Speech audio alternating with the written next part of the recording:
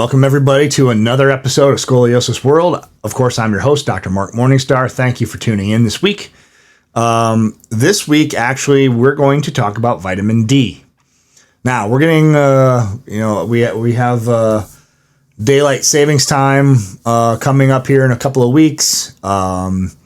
It's starting to get warm out. It's 50 degrees outside here in Michigan today. We're supposed to get up to 70 degrees finally here, I think, come early next week. So this is exciting for us because it's been a brutal winter here in Michigan, and I think for a lot of us in the northern states. But anyhow, one of the reason why I want to talk about vitamin D today is I had a great call. So our team of doctors at Back Genius, we have a call every week, and we talk about a lot of clinical stuff, complex cases, management strategies, just kind of bounce ideas off one another, that kind of thing.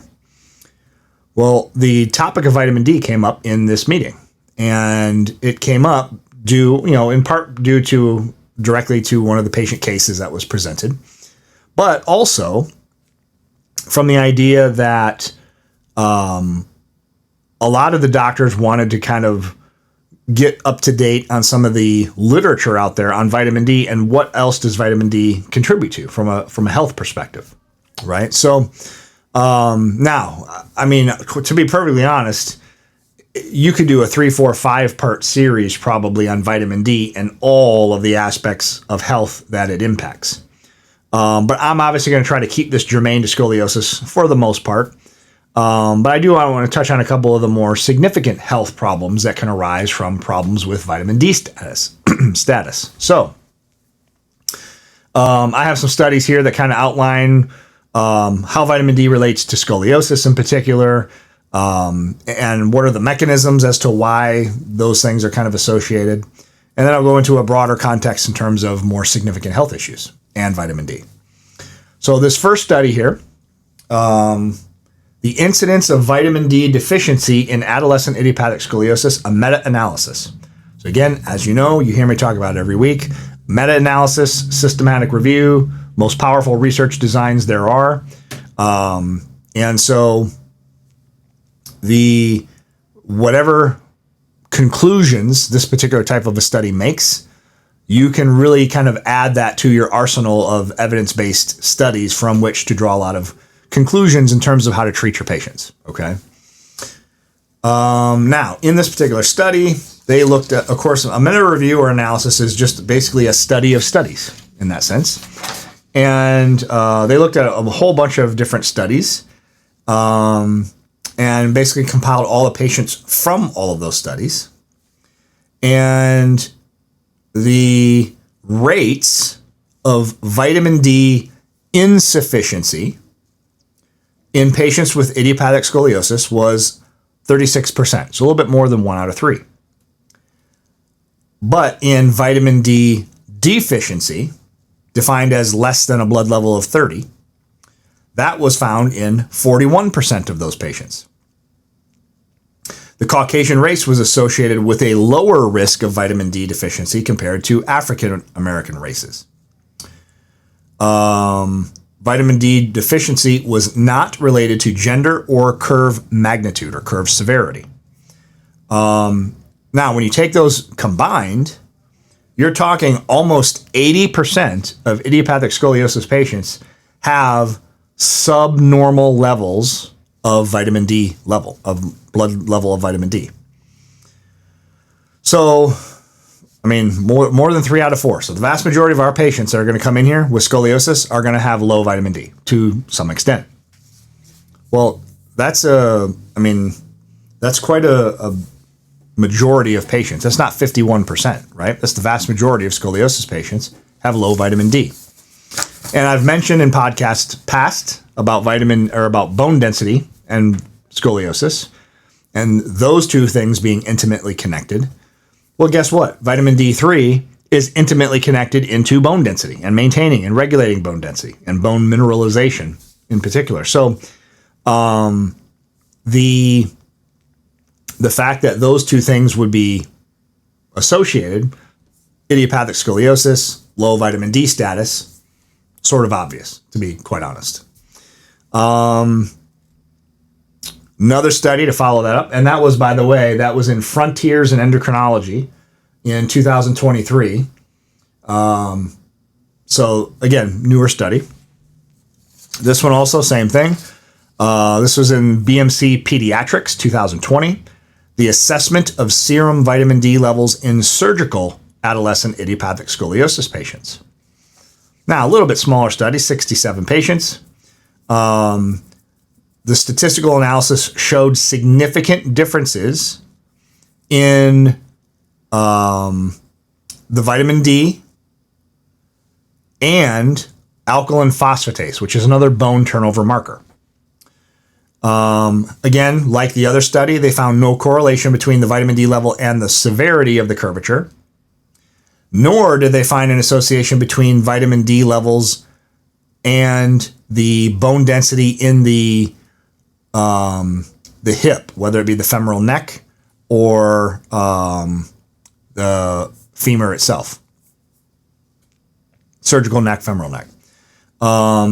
Nor did they find an association between vitamin D levels and alkaline phosphatase levels. Sorry, put that in English here. So, in other words, in patients whose curves are of a surgery threshold, meaning 50 degrees or higher, again, their vitamin D status is low. Now, again, that's just one study. We have a bigger study than that showing the same exact thing. Now, this is a study done out of Turkey. This was published also in 2023, Medical Science Monitor. I'll have our producer put that up. 184 patients. Significant differences in their bone densities were found in patients with severe scoliosis. And what they found, much like this previous study, is they also found a difference in their vitamin D level, their alkaline phosphatase level, and their parathyroid hormone level. Again, all markers of bone turnover to some extent. And these are good to know as clinicians because obviously they are things that we can monitor and track to determine if a particular strategy to improve a patient's bone density is actually working or not. You know, classically, most people have their bone density checked by a DEXA scan. Well, the problem is, at least in the States, from a logistics perspective and a clinical management perspective, you can only typically have one of those scans done every couple of years. So in day-to-day practice, that becomes difficult for me. Why? Because if I have a patient who has low bone density and on a bone density scan, and now I say, okay, now I'm going to start an XYZ nutrient protocol. Or maybe they're at a point where they're considering pharmaceutical interventions for that bone density. Well, I would like to be able to assess the efficacy of that treatment for that patient in a much shorter time interval than 2 years. I don't want to have to wait 2 years, have them then repeat their DEXA scan, only to find out, oh no, the treatment wasn't working, and now this patient just lost 2 years of time, opportunity, and money paying for the treatment that wasn't helping. So it's nice to be able to try to identify markers that you can check in much quicker intervals to determine if a treatment that you're doing is helping in terms of bone turnover. So these are markers that can assist with that. 2025, so actually just a few months ago, October 2025, the impact of vitamin D deficiency on outcomes after surgery for adolescent idiopathic scoliosis, a systematic review. Again, very, very powerful study. This study, where did it go? We recommend conducting additional research to establish the importance of correcting vitamin D deficiency pre-operatively, or before the surgery. However, considering that vitamin D has been linked to poor surgical outcomes in most studies included in this review, we recommend routine screening of vitamin D in adolescent idiopathic scoliosis and its correction pre-operatively. Meaning, in patients who are going to have surgery to fix their curve, if their vitamin D level is not normal, and they don't fix it or they don't get it to normal before the surgery, they are much more likely to have a bad outcome after surgery. Now, that might be a poor outcome, might be something like an intra or post-operative complication. Or it might be, failure from the sense that if I have poor bone density, and when I'm doing my fusion surgery, I'm obviously anchoring those metal rods with screws into the spinal bones, the vertebrae. Well, if their bone density is not good enough, I'm not anchoring very well, and sometimes those screws can become dislodged. And so if you can restore that patient's vitamin D levels back to a healthy amount, their likelihood of a bad surgical outcome is far, far less. And that's what the systematic review shows. And this is in the journal Curious, like I said, in October 2025. Very, very good study. Okay. I want to kind of jump here forward a little bit, because now the question becomes, okay,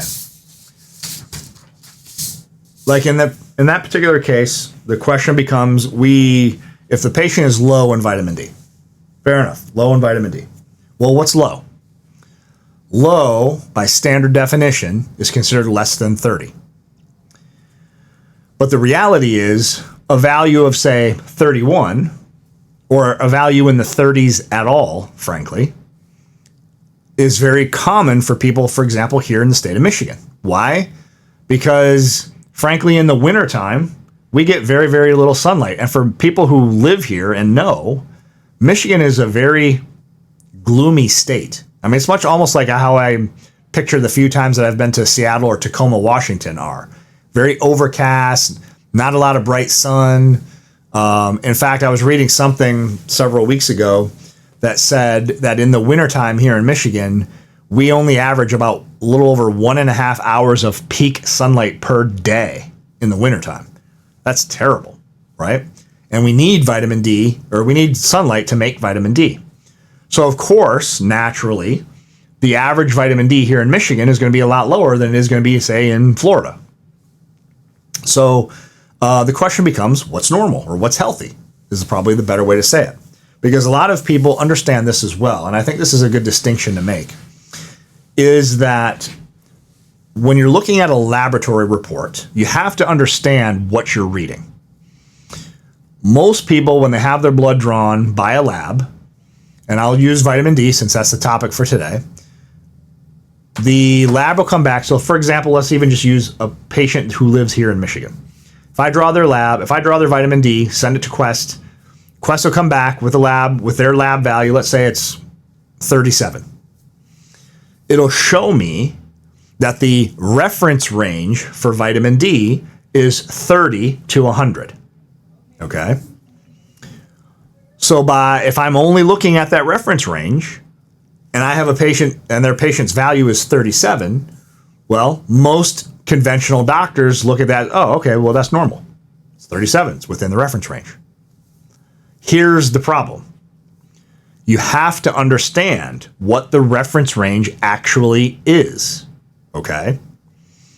The reference range is nothing more than a bell curve average of everybody who's had that test done at that particular laboratory. I'll give you a perfect example of this. I have patients who have vacation homes or winter homes down in Florida and live here primarily. I can draw their vitamin D at Quest here in Michigan, and Quest will tell me 30 to 100 is the reference range.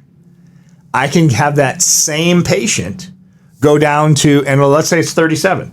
I can send them down to Florida in the wintertime when they go for the winter, have them drawn down there, and whatever value comes back, you know what the reference range down there is at Quest in Florida?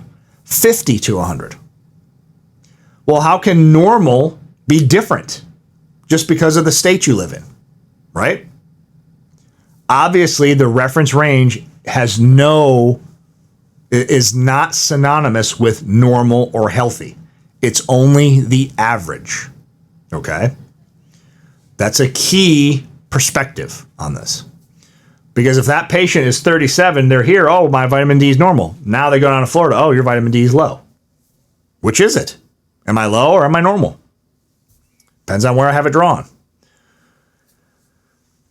So when I talk about a bell curve average, what I'm really suggesting is that it's only the average of everybody who's had that test done by that laboratory. Now, let me ask you a very, very almost stupid but logical question. How many people have their vitamin D level drawn because they feel like $1,000,000? How many people walk around and say, you know what, I got a couple $100 burning a hole in my pocket. Let me go see what my vitamin D level is. Nobody does that, right? So really what you're talking about when you have your vitamin D drawn at a lab, or any value for that matter, what you're really talking about is a bell curve average range of people who are sick or symptomatic for some reason, meaning they are not healthy, right? You don't want to be like people who are not healthy. You want to be like people who are healthy, logically. So then the question really becomes, well, if the reference range is an average, what's the normal range? Excellent question. The normal is really then relative to disease risk in certain senses, right? So when I think of disease risk as an example, I think in my mind, the biggest disease risks are those associated with cancer processes. Why? Because cancer is essentially the worst thing that we can get, right? So to answer that question then, I have some data here that kind of goes through and says, what studies tell me that vitamin D affects the impact or the occurrence of cancer, right? Well, a long time ago, and the reason why I have been on this topic for a long, long time, most of my practice career, frankly, is because back when my wife was an OBGYN resident, one of the studies that they had kind of combed through in one of their journal club meetings, medical journal club meetings, was to break down a study that had, and it was published in an American OBGYN medical journal. They used to call it the Green Journal. Well, in this particular study, what they showed is that in women who had a vitamin D level of 70 or higher, they were the least likely to develop any type of female reproductive cancer, breast, ovarian, uterine. Well, that's very powerful, right? So obviously to me, and from forever in my practice career, since I remember learning about that information, I have always made it a goal for my patients to have a blood level of vitamin D of 70 or higher, because cancer is the worst thing you can get, right? Now, that study is very old. And of course, there's been a lot of research done on vitamin D just since then. And that was, gosh, that study's, 25 years old or so. And so there are newer studies, but eventually, basically showing the same thing. So here's one from the journal PLOS 1, published in June of 2018. So obviously a much newer study. And the name of this article, and I'll have it up on the screen here, breast cancer risk markedly lower with serum vitamin D levels or concentrations, meaning blood levels of vitamin D greater than 60 versus less than 20. A pooled analysis of 2 randomized clinical trials. Not surprisingly, they were showing that the women who had the vitamin D level of 60 or higher had much less occurrence of breast cancer compared to women who were deficient in vitamin D. Again, really not that surprising, but it just shows you the power of vitamin D. And then an even newer one than that, this is March of 2022. Vitamin D, this is a review of vitamin D and cancer, a historical overview of the epidemiology and mechanisms. All right.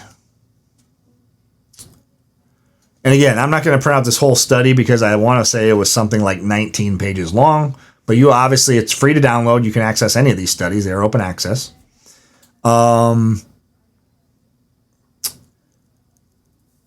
In recent decades, and I'm just reading off of their summary. In recent decades, many experimental studies in cultured cells and animal models have described a wide range of anti-cancer effects of vitamin D. This paper reviews the studies showing the inhibition of tumor cell proliferation, dedifferentiation, which is sort of like pre-metastasis, and metastasis, together with the sensitization to pro-apoptotic agents, meaning immune cells or immune chemicals that help destroy cancer cells. In summary, the available mechanistic data support the global protective action of vitamin D against several important types of cancer. And when they go further in here, they talk about an analysis of cancer incidence rates suggests that achieving a blood level of 80 70 plus or minus 10 would have a substantial improvement on the reduction of cancer incidence. Meaning this study for breast cancer said greater than 60. This one says in all the studies we're looking at here, the blood level for all cancer protection is 70 plus or minus 10, meaning 60 to 80. Now, you can have higher than that, of course, but 70 is the goal in truth, right? So again, that's where I'm at. All of my patients, I want you at 70. I don't care if you live in Michigan. I don't care if you live in Finland. I don't care if you live in Florida. I don't care if you live on the equator. I want your blood level to be at least 70. Why? Because that helps with all of the really bad things that we as humans can contract or can develop. But moreover, more germane to the topic of scoliosis, obviously, it becomes, how does that impact my scoliosis condition? Well, first and foremost, when I have a lot of children, it's well known, and I've reviewed this on previous podcast episodes, that children with idiopathic scoliosis typically have a lower bone density than their peers do. And a full third of them or more have osteopenia even as adolescents. Well, that doesn't just go away because they became an adult. And now that child with scoliosis becomes an adult with scoliosis, and now maybe they're nearing perimenopause. And their hormone changes further reduce their bone density to the point where it's easier to become osteopenic or develop osteoporosis. Well, the single most important nutrient in helping vitamin D mineralization is vitamin D. Helping bone mineralization is vitamin D. Obviously, you need calcium. Obviously, you need magnesium. You need certain other minerals, boron, manganese, magnesium, calcium. You need all of that. Phosphorus. But vitamin D and vitamin K are what drive all of that into bone tissue to help it mineralize. And without vitamin D and without vitamin K, it's very hard to have normal bone density. It just is. And if everybody's walking around with a bone density of 30 or a vitamin D of 30, you can imagine how easy it is and why so many women, especially at peri and postmenopause, develop low bone density when they're walking around with a vitamin D level that's less than half of really what it should be. So even in my own, now you're never going to find a study on this. However, one of the things that I've noticed in my practice career over time in working with many, many adult patients is that if I want to have any chance of improving their bone density on follow-up lab testing and follow-up DEXA scans, I have always made it a personal objective to make sure that their vitamin D blood levels are 90 or higher. To me, I have noticed that that gives women the best chance of having improving bone density over time, not just keeping it from losing more, because that's not really a good goal, especially if you're already low. So 90 or higher is what I shoot for from a bone density perspective. Now, obviously, there are other nutrients that I'm also looking at from that particular perspective. I'm looking at their status of their zinc, their boron, their vitamin K2, and their magnesium. All of those are part and parcel. Strontium is another good mineral for helping aid this process. So it's important to have the whole cascade of those nutrients available to optimize bone density, but vitamin D3 out of all of that is really sort of the straw that stirs the drink. So hence why we're having an entire show dedicated to just vitamin D3. Now, aside from cancer, aside from idiopathic scoliosis, just for a moment, vitamin D is also very, very significant in its, when you view it as a hormone, not just a vitamin. Okay. Now, just to kind of back up on that for a second. So all of the hormones, in our body, meaning estrogen, testosterone, progesterone, DHEA, and pregnenolone, and vitamin D. All of those are made from cholesterol. Now, again, let's just talk about vitamin D for a moment. Vitamin D is converted directly from cholesterol, and it's why a lot of people, when we get to the fall, winter months, when we start waning on our sunlight exposure every day, everybody's cholesterol in the winter naturally goes up. And everybody just assumes that, oh man, my diet's getting worse, or I'm not as active, or what have you. But in reality, your cholesterol goes up in the wintertime because you don't have enough sun exposure converting it to vitamin D. That's a natural phenomenon. Well, you can get like blue lights, for example, for home that give you exposure to the same wavelengths from the sun that help your body make vitamin D3. Or you can take vitamin D3 as a supplement, your choice. But when your cholesterol goes up, that's not a bad thing necessarily, because your vitamin D is probably going down. And in the summertime, you're outside in the sun more, converting more cholesterol into vitamin D. So your cholesterol goes down, vitamin D goes up. So it's this back and forth depending on the time of the year. Well, cholesterol then also gets converted downstream into the other hormones too. Pregnenolone goes into progesterone. Pregnenolone goes into DHEA. DHEA gets converted into estrogen, testosterone. Progesterone also gets converted downstream. Pregnenolone also gets converted into cortisol, cortisone. So there you have a lot of downstream pathways here for hormones. All of that, though, again, to circle back to vitamin D is actually a really good marker to run because it's also one where low vitamin D status, to kind of square the circle as far as the hormone part of this discussion briefly, is that women who suffer from PCOS often will have chiefly blood sugar issues, but as a contributing factor to that, they have chronically low vitamin D levels. Low vitamin D status is also intimately connected to autoimmune hypothyroidism, or what a lot of people call Hashimoto's thyroid. That's an autoimmune version of hypothyroid or thyroid disease, where your immune system is attacking your thyroid gland. And low vitamin D is one of the main things that makes it easier to develop that. And the reason being is because from an immune response perspective, vitamin D is almost kind of like the general for your immune system. If I were to look at your immune system as like the Army or the Marines or something, vitamin D3 is one of your senior officers telling your soldiers what to go, where to go, what to do, who to attack. And if they don't have those marching orders, they just attack everything indiscriminately, and some of it is bad and some of it is your own tissue, hence thyroid.